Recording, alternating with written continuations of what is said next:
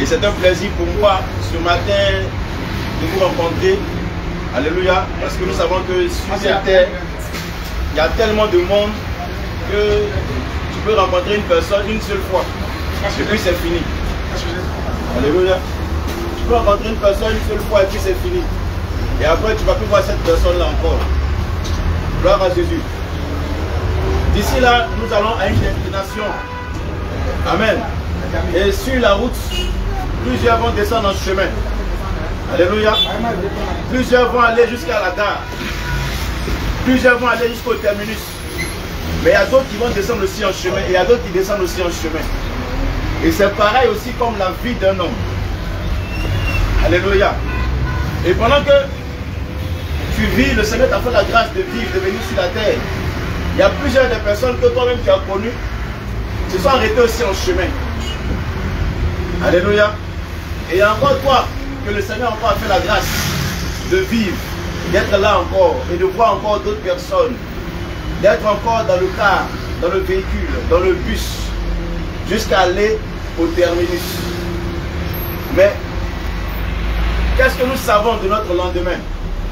Si est-ce que nous allons arriver jusqu'au terminus? Est-ce qu'en chemin, est-ce que le Seigneur permettra que nous arrivions jusqu'au terminus?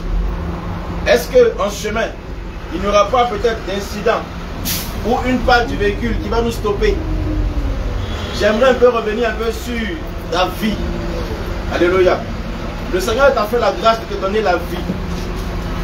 Et la vie qu'il te l'a donnée là, elle est gratuite. Mais une seule chose, c'est qu'après la vie, il y a une destination. Et la destination, c'est la mort. Tout le monde va passer par la mort. Mais ce que nous devons comprendre, c'est qu'après la mort, il y a deux lieux de destination. Il y a le séjour des morts et il y a le sein d'Abraham. Après la mort, il y a deux lieux de destination. Il y a le ciel où il y a l'enfer. Et ceux qui seront gardés pour le ciel, c'est ceux-là qui auront obéi à Dieu, qui auront marché dans ses voies, qui auront obéi à sa parole. Mais ceux-là qui vont prendre la voie de l'enfer, c'est ceux-là qui auront pris les mauvaises décisions dans leur vie, pendant leur marche sur la terre. C'est ceux-là même qui auront décidé de ne pas écouter la voix du Seigneur et d'emprunter la voie du monde et les plaisirs de ce monde, qui mènera en enfer. Bien-aimé, quand sera-t-il de ta destination finale? Parce qu'en enfer, ce n'est pas comme sur la terre où tu es libre de faire ce que tu veux.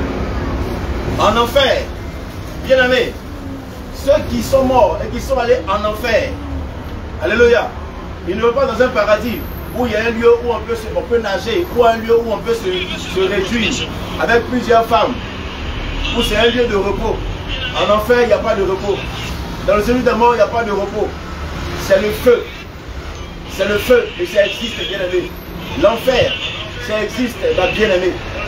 C'est pour te dire qu'aujourd'hui, pour toi qui veux entrer au ciel, il y a une condition d'éligibilité pour pouvoir entrer au ciel. Cette condition-là, c'est la sainteté. C'est la sainteté. Parce que le Dieu qui te donne le ticket, l'accès au ciel, c'est un Dieu saint. Un Dieu saint. Et ce Dieu saint-là, sa nature, c'est la sainteté. Ce qui veut dire que toi, enfant de Dieu, toi, créature de Dieu, pour pouvoir aller au ciel, tu dois être revêtu de la sainteté de Dieu. Parce que le Seigneur a dit dans sa parole qu'il t'a créé à son image et à sa ressemblance. Voilà pourquoi ce qu'il a donné comme parole. Dans Lévitique 20, verset 26, vous serez saints pour moi car je suis saint. Je vous ai séparé des peuples afin que vous soyez à moi. Je vous ai dit, mon bien-aimé, la nature que le Seigneur t'a donnée, alléluia, la nature qu'il t'a donnée, c'est la sainteté. Mais étant venu dans le monde, tu t'es laissé plonger par les œuvres de la chair, par les désirs mondains. Et plusieurs personnes, à cause de la convoitise, sont tombées dans le péché, sont tombées dans la souillure. Ils ont préféré les choses de ce monde pour souiller l'âme que le Seigneur leur a donnée. Ils ont préféré les choses de ce monde pour souiller le corps que le Seigneur leur a confié. Pour s'attacher aux choses viles, aux choses de ce monde, aux passions de ce monde. Mais le Seigneur te dit ce matin de revenir à lui. Parce que ta nature spirituelle, comme ta nature physique, c'est la sainteté, c'est la pureté. Bien-aimé, voilà plusieurs de ces choses-là qui t'ont détourné de Dieu, de la voie du Seigneur. Oui, les traditions de ce monde, les coutumes de ce monde. Parce que telle personne marche comme ça, moi je veux faire comme ça. Parce que telle personne fait comme ça, je veux faire comme ça. Et aujourd'hui, depuis nos parents, nos ancêtres, les coutumes, les traditions, ont fait que sans toutefois comprendre l'essence de la parole de Dieu, la volonté de Dieu, on s'est laissé conduire par nos parents, les idéologies de nos parents, de nos ancêtres. Et aujourd'hui, on est rentré dans le péché. Mais le Seigneur te ramène à lui. Parce que le Seigneur se trouve dans sa parole. Il est lui-même la parole. Et selon qu'il est dit dans lui-même sa parole, le Seigneur dit qu'il t'a créé à son image. Et il a fait de toi son temple. Il a fait de toi sa demeure. Si Dieu va descendre ici sur cette terre, il ne descendra pas dans un bâtiment, dans un bois, dans une maison, dans une voiture. Mais il va descendre en toi qu'il a fait à son image. Mais toi qu'il a fait à son image, si le Seigneur doit venir habiter en toi, s'il doit venir descendre en toi, il faudrait que le temple que tu es, le corps que tu es, la maison que tu es, doit être pure, doit être sainte, pour qu'il vienne habiter en toi. Bien-aimé, le Seigneur a dit, aucun impur n'entrera dans le royaume des cieux. Ça veut dire aucun souillé ne pourra hériter le royaume des cieux. Et aujourd'hui, plusieurs ont souillé leur corps, souillé leur âme, souillé même leur esprit. Or, le Seigneur a dit dans 1 Thessaloniciens 5, verset 23, que votre être tout entier, c'est-à-dire l'esprit, l'âme et le corps, doivent être trouvés irrépréhensibles, irréprochables lors de l'avènement de notre Seigneur Jésus. Mais qu'est-ce qui a détruit ton corps aujourd'hui, bien-aimé? Qu'est-ce qui a souillé ton corps? Voilà pourquoi est-ce qu'il est dit dans Genèse 35, lorsque le Seigneur avait dit, ordonné à Jacob de dire aux enfants d'Israël de ne pas utiliser des dieux étrangers. Or, lorsque le Seigneur parle de dieux étrangers, c'est tout ce qui vient prendre la place de Dieu dans ton cœur. Or, le Seigneur dit dans sa parole, selon le premier commandement, tu aimeras l'Éternel ton Dieu de tout ton cœur, de toute ton âme et de toute ta force.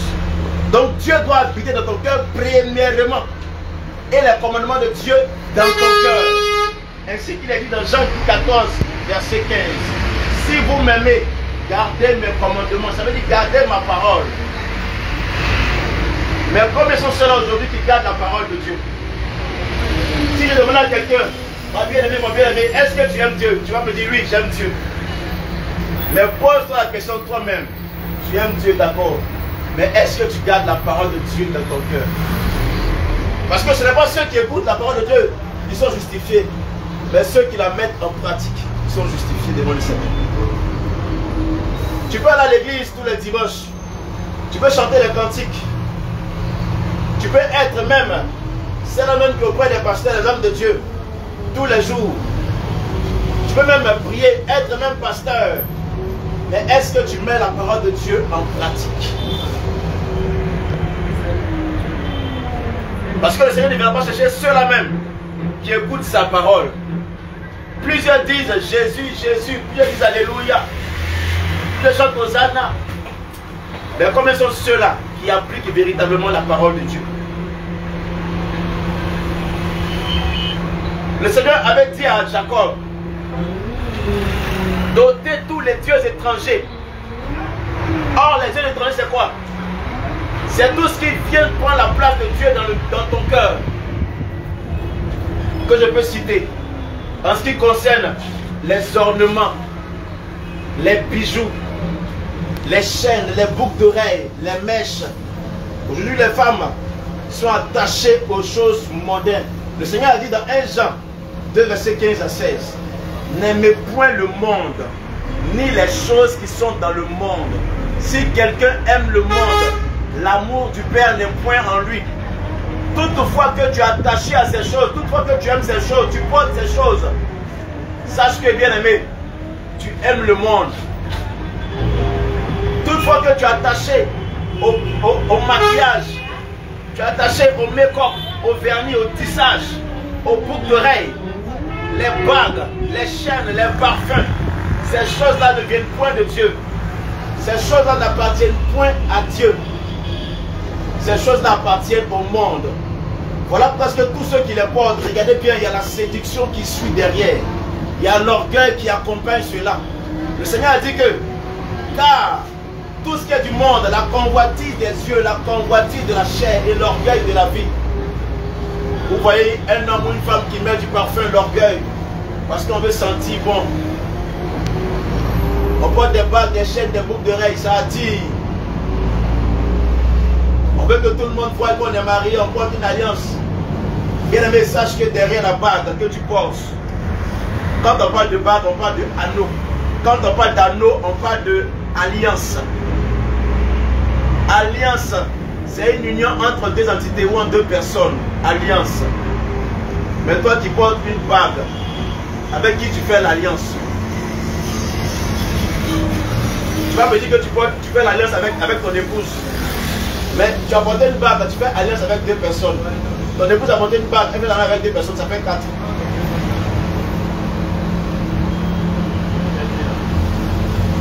Tu portes une bague.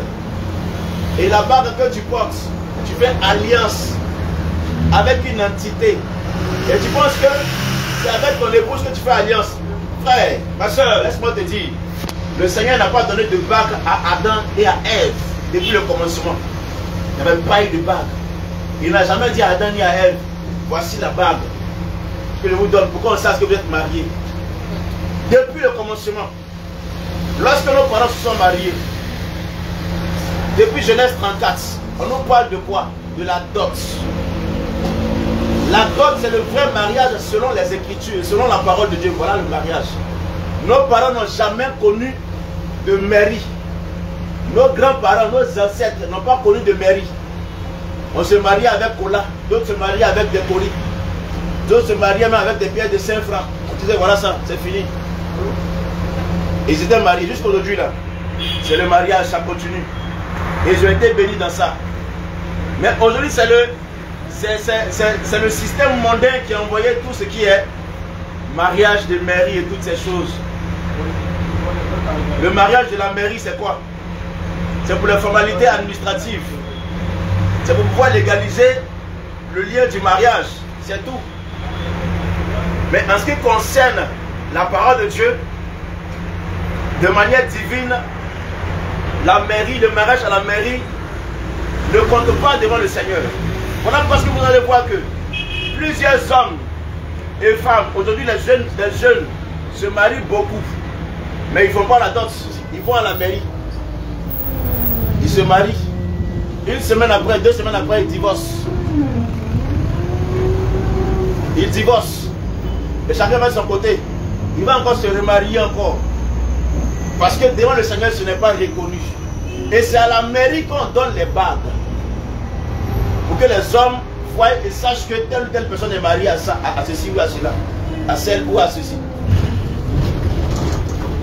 Mais vous n'allez jamais voir, même dans les dots, on donne les alliances. On ne porte pas alliance dans dots. Vous-même, vous voyez ces choses. C'est pour vous dire que l'homme aujourd'hui a changé la nature de Dieu, a changé les choses que Dieu lui-même a créées. Parce qu'en voulant imiter les traditions du monde, les traditions, les coutumes du monde, on veut faire comme les autres. Le Seigneur n'est pas dans les bagues du mariage. Il n'est pas dans ces choses-là. Il n'est pas dans ces choses-là. Une chose que vous oubliez, c'est quoi? C'est que celui qui porte une bague de mariage, une alliance, parce qu'il pense qu'il est marié à sa femme, voilà parce qu'il porte cela. Dans le spirituel, ce que tu oublies dans le spirituel, c'est que tu es marié à un esprit, à une entité. Toi, femme aussi qui porte aussi une alliance, dans le spirituel, tu es marié aussi à une entité. Voilà pourquoi on parle de démons incubes, les démons succubes. Les maris de nuit, les femmes de nuit. Ils ne vous lâchent pas. Toutes ces choses appartiennent à l'ennemi. Le Seigneur a dit dans 1 Timothée 2, verset 9, je veux que les femmes vêtues d'une manière décente, avec pudeur et modestie, ne se parlent, ni de tresse, ni de perles, ni d'or. Ni d'or. Mais aujourd'hui là, le reflet de la beauté, c'est quoi aujourd'hui? C'est l'or. Quand tu portes de l'or, on dit oui, tu es belle, tu es bien habillée. Alléluia. Mais l'or que le Seigneur nous a promis là, c'est de sa cité céleste. L'or que tu vois sur la terre là, c'est de l'or qui a été maudit. Parce que les hommes aujourd'hui courent après l'or. Tout le monde veut s'enrichir, on veut l'or, on veut briller. Mais le Seigneur veut faire de toi-même de l'or. Parce que tu représentes de l'or à ses yeux. C'est toi-même qui veux épurer. C'est toi-même qui veux laver. C'est toi-même qui veux passer par le feu. Afin que tu puisses briller comme de l'or. Mais ce que tu portes, le matériel que tu portes, apporte la malédiction. Voilà pourquoi vous allez voir dans les pays à Caen, on ne vole pas de l'or. Dans certains villages, on ne vole pas de l'or. Pourquoi? Parce qu'il y a une forte malédiction. Il y a des esprits qui sont sur l'or. Regardez bien comment est-ce qu'on extrait de l'or. L'or se trouve en dessous de la terre, à une profondeur. Lorsqu'on prend de l'or, avant même de pouvoir retrouver de l'or, il faut faire quoi? Couler le sang. Il faut un sacrifice. Et pour ceux qui ont travaillé dans les mines d'or, ils le savent. C'est des secrets. La plus grande part d'entre eux, beaucoup sont sacrifiés dans les mines d'or. Il y a des accidents. Mais il faut un sacrifice pour que l'or puisse sortir. Je viens encore, vous allez voir une révélation tout à l'heure. Il faut un sacrifice pour que l'or puisse sortir. Et il faut un sacrifice de sang. Ce n'est pas un sacrifice d'animaux. Ce n'est pas un sacrifice de mouton. Ce n'est pas un sacrifice de poulet. Mais c'est un sacrifice du sang humain. Et c'est le sang humain qui fait ressortir de l'or. Et lorsqu'on sacrifie des âmes innocentes pour de l'or, c'est là que l'or sort. Et quand l'or sort, l'or est sale. Donc il faut le laver, ensuite le mettre dans le feu et puis le voir briller. Vous voyez? Et c'est cet or-là, où il y a le sang dessus, que nous les hommes sur la terre, on court après l'or. On court après l'or. On va voir même peut-être 1 carat, 2 carats d'or, 3 carats d'or. On va payer ça peut-être à 1 million. 18 carats peut-être à 15 millions. On est prêt à acheter de l'or. Mais même pas pour donner ne serait-ce que aller dans un orphelinat pour se souvenir des orphelins, des veuves. Mais acheter de l'or, pour nous embellir avec ça, nous sommes prêts pour ça. C'est quoi? C'est la séduction. Le séducteur, c'est le diable. Voilà parce que le Seigneur lui-même, il est venu sur la terre pour te montrer le chemin. Lui-même, il a donné de son sang. Il a donné de son sang. Son sang qu'il a fait couler à la place du sang qu'on prend, du sang des âmes innocentes qu'on prend pour aller chercher de l'or. Il a donné de son sang lui-même. C'est donné à la croix. Et il est mort pour toi. Pour te montrer le chemin. Pour te montrer le chemin. Et aujourd'hui, il est retourné à sa position initiale. Et il brille comme de l'or. Voilà parce que quand le Seigneur te saisit toi-même, étant enfoui dans le péché, le péché symbolise la boue. Le péché symbolise la saleté, la souillure. Le Seigneur va te prendre dans le monde où tu es enfoui d'or, tu es enfoui de make-up, tu es enfoui de barres, de bijoux, de perles, de mèches. Et le Seigneur va te faire sortir. Et il va te laver par le baptême d'eau. Il va te faire passer par le feu, par le baptême du Saint-Esprit. Et afin de revêtir cette clarté, afin de briller comme de l'or. Voilà, le Seigneur veut t'emmener, que toi-même tu es son or. C'est parce que tu ne connais pas ton identité qu'aujourd'hui tu laisses les démons t'attaquer. Va voir chez les marabouts, va voir chez les féticheurs. Le marabout lui-même là, il donne aussi des bagues. Le féticheur, il donne aussi des bagues. Il donne des goumettes. Il donne des bracelets. Il donne des parfums. Et il te dit, mets ça sur toi. Mais regarde ce que le Seigneur, regarde un peu le féticheur, le marabout, ce qu'il va te dire. La bague que tu portes, tu as au moins 5 bagues, même 6 bagues, même 10 bagues sur tes doigts. Et il te dit la bague, la première bague, c'est quoi? C'est bague contre la maladie, bague contre accident, bague contre le poison, bague contre quoi encore? Contre antiballe. Toi seul, il y a plusieurs types de noms en fonction des bagues que tu as portées. Maintenant, dis-moi, si toi-même tu sais que Dieu n'est pas dans ces choses et que tu vas voir le marabout te donner ces bagues de protection, alors c'est quel esprit qui est derrière ces bagues? C'est quel esprit qui te donne la protection? C'est quel esprit qui te soutient? Je vous ai dit que une bague c'est une alliance, une union entre deux entités. Alors quel est l'esprit qui fait alliance avec toi pour te garder, pour te protéger contre les maladies? Bien aimé, c'est le moment d'ouvrir les yeux et de comprendre ce qui est caché dans les ténèbres. Toi qui portes des bagues, qui portes des bijoux, des chaînes, ce sont des portes par lesquelles la femme de nuit entre dans ta vie. La sirène de l'eau entre dans ta vie.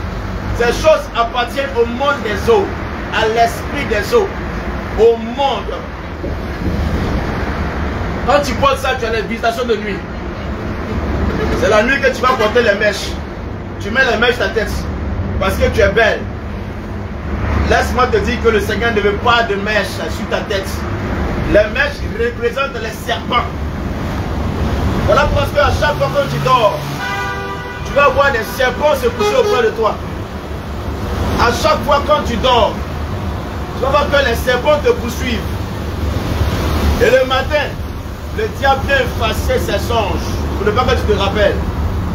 Tu vas voir qu'à chaque fois que tu dors, tu es entouré d'animaux, ça peut être des lions qui te poursuivent, ça peut être des bœufs qui te poursuivent. Pourquoi? Parce que tu prends des choses qui leur appartiennent. Alors eux, ils viennent te réclamer ce que toi tu as pris d'eux. Le Seigneur dit, le prince de ce monde arrive, mais il n'y a rien de lui en moi. Donc toi, enfant de Dieu, tu ne dois pas avoir des choses qui appartiennent au monde en toi. Tu ne dois ni les porter, ni les garder même en toi. Pourquoi? Parce que c'est une porte d'ouverture par laquelle les sorciers t'attaquent facilement. Tu vas à l'église, tu vas prier, tu vas chanter, mais le blocage est toujours là. Mais la maladie est toujours là. Parce que c'est pas là que le mari de nuit te tient. C'est pas là que l'homme fort ta vie te tient. La femme fort ta vie te tient. Si tu n'as pas compris cela, tu vas toujours tourner en rond. Bien aimé, le monde là, quand tu le vois là, c'est doux à la vue, mais c'est amer si tu vas en enfer. Le monde est doux à la vue. On est passé par le monde. Tout ce qui est dans le monde là, on a fait ça. L'alcool, les plaisirs, les femmes, l'impudicité, la drogue, toutes ces choses, le mensonge, le vol. Bien aimé, si je viens te parler là, je m'arrête là pour te parler de Jésus aujourd'hui. C'est parce que je sais ce que Jésus a fait pour moi. Et je sais de quoi il est capable de faire pour toi. Je connais tous les dangers qui sont autour des choses du monde. Les plaisirs. Toi, femme, tu mets ta nudité dehors. Tu mets tes seins dehors. Tu mets tes cuisses dehors. Mais tu as l'image de qui? Tu as l'image de qui? Le Dieu de la sainteté. Est-ce que lui, il expose son corps dehors? Avec ça, on va à l'église. Avec ça, c'est nous, on chante Alléluia. En portant des mini-jupes à l'église. Et on va prier Jésus. On va prier Alléluia. On se moque de qui? Le Seigneur dit, on ne se moque pas de Dieu. On ne se moque pas de Dieu. Ce que tu vas s'aimer, tu vas le moissonner. Le Seigneur dit, on ne se moque pas de lui. Et c'est là que tu vas à l'église. Tu portes les bijoux, les chaînes, les parfums. Alors que tu sais que tu vas pas pour Dieu, mais tu vas pour séduire. En mettant les parfums, les mèches, tu vas attirer des hommes vers toi. C'est le temps de te repentir. Bien aimé, c'est le temps de te repentir, de chercher le Seigneur véritablement. Cherche le Seigneur véritablement. Répands-toi vraiment. Le Seigneur encore t'attend. Il t'attend et t'appelle à la repentance. N'endurcis pas ton cœur. Les choses de ce monde-là, tout ce que tu vois aujourd'hui là, ça va passer. Mais la grâce que Dieu t'a accordée, parce que tu vas dire dans ton cœur que oui, nous sommes dans le temps de la grâce. Mais la grâce que Dieu t'a accordée aujourd'hui là, c'est le temps de revenir à lui, c'est le temps d'abandonner le péché. Voilà le temps de la grâce que Dieu a pour toi. Que le Seigneur te puisse. Oui, shalom, shalom, shalom.